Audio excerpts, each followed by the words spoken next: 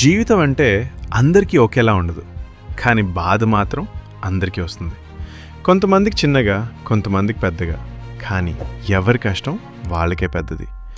నువ్వు ఇప్పుడున్న పరిస్థితి చూసి నా లైఫ్ ఇలానే అయిపోయిందా అని అనిపిస్తుండొచ్చు. కానీ నిజమేంటో తెలుసా? ఇదే నీ కథ మొదలయ్యే పేజీ. చుట్టూ చూసినప్పుడు అందరూ ముందుకెళ్ళిపోతున్నట్టు అనిపిస్తుంది. వాళ్ళకి డబ్బుంది, సపోర్ట్ ఉంది, అవకాశాలున్నాయి. నీ దగ్గర మాత్రం నిద్రలేని రాత్రులు, తీరని బాధలు, మాటలేని మనసు మాత్రమే ఉన్నాయి. కానీ గుర్తుపెట్టుకో, గొప్పగా గెలిచిన వాళ్ళందరికీ ఇలాంటి రోజులు తప్పకుండా వచ్చాయి. ఎవరైనా నీ దగ్గరికి వచ్చి నువ్వేం సాధిస్తావులే అని నవ్వితే అది నీ ఓటమి కాదు, వాళ్ళ అజ్ఞానం. ఎందుకంటే వాళ్ళు చూస్తున్నారు నీ ఈరోజు, కానీ చూడలేరు నీ రేపు. నీ లైఫ్లో ఎవ్వరూ సపోర్ట్ చేయనప్పుడు, ఎవ్వరూ నమ్మనప్పుడు, నీతో మాట్లాడే ఓ వ్యక్తి ఉండాలి. అది నువ్వే. నీతో నువ్వు ఇలా చెప్పుకోవాలి: నువ్వు పడిపోయావు, కానీ ఇంకా ముగిసిపోలేదు. ఇంకా శ్వాస ఉంది, ఇంకా ప్రయత్నం ఉంది, అంటే గెలుపు అవకాశం ఉంది. ప్రపంచం నీ విలువను నీ పరిస్థితితో కొలుస్తుంది, కానీ నిజమైన విలువ నీ సహనంలో ఉంటుంది. ఎన్ని దెబ్బలు తిన్నా మళ్ళీ లేచే గుణంలో ఉంటుంది. ఒక్కసారి ఆలోచించు.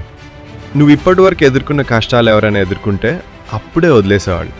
కానీ నువ్వింకా ఇక్కడే ఉన్నావు అంటే నువ్వు సాధారణ మనిషివి కాదు. నీకు ఆలస్యమైంది అనిపించవచ్చు, కానీ జీవితంలో సరైన టైం అనేది ఉండదు. ఉన్నదొక్కటే, నువ్వు మొదలు పెట్టే క్షణం. ఈరోజు నువ్వు చిన్న అడుగు వేసినా అది రేపు పెద్ద దారిగా మారుతుంది.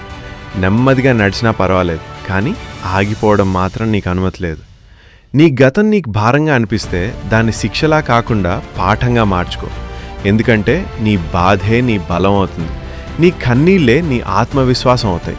నీ ఓటములే నీ విజయం విలువను పెంచుతాయి. ఒక్కరోజు తప్పకుండా నువ్వు ఈరోజు పరిస్థితిని గుర్తు చేసుకుని నవ్వుతావు.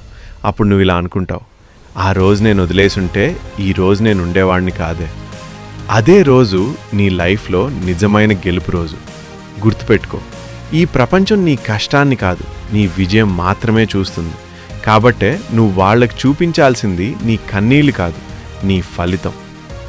ఈరోజు నిన్నెవ్వరూ గుర్తించకపోవచ్చు, నీ మాటలకు విలువ లేకపోవచ్చు, నీ శ్రమ కనిపించకపోవచ్చు, కానీ రేపు నీ పేరు ముందు ఎలా సాధించాడు తెలుసా అనే మాట తప్పకుండా వస్తుంది. కాబట్టి ఈరోజు నువ్వు కష్టపడు, నిశ్శబ్దంగా పనిచేయి, నీ లక్ష్యాన్ని నీ శ్వాసలా చేసుకో. ఒక్కటే గుర్తుపెట్టుకో, నువ్వు వదిలే వరకు నీ కథకు ఓటమి ఉండదు. ఈరోజు నువ్వు పడుతున్న కష్టం నీ శిక్ష కాదు, నీ జీవితంలో రాబోయే గొప్ప అధ్యాయానికి ఇంట్రడక్షన్ మాత్రమే.